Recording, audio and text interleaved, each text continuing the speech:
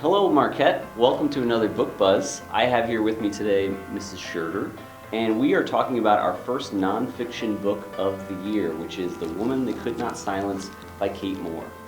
So, Mrs. Scherder, you selected this book to share.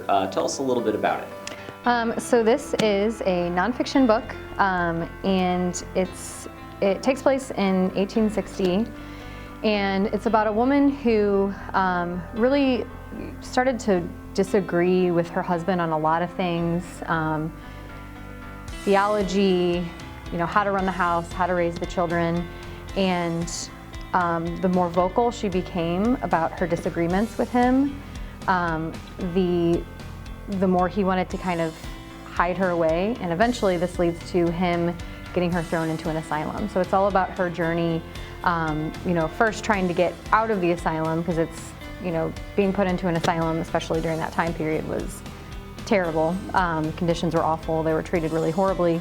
So it's not only her fight to get out of the asylum, but also to then speak out against how women are treated, how people with mental illness are treated, and really, try to change the laws surrounding how people are committed to insane asylums. Wow, yeah, and it's worth reiterating, I think, that this is a true story. Right.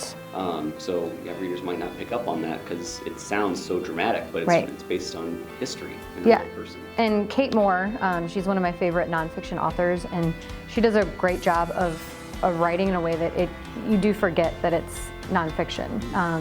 It's told in kind of a narrative style. There's a lot of suspense.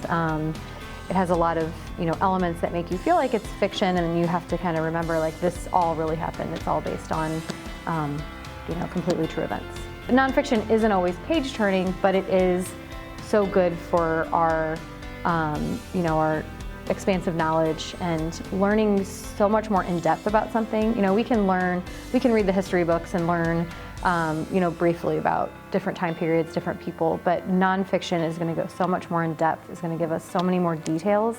And I feel like I learned so much more about, women's rights in the late 1800s, early 1900s than I ever really understood from just learning from general history. So just the depth of knowledge and the details that we can get from nonfiction is really important. All right, well, you heard it here, folks. Kate Moore, and we have Kate Moore's The Woman They Could Not Silence here at the Marquette Library. If you're interested, come check out a copy. Thanks.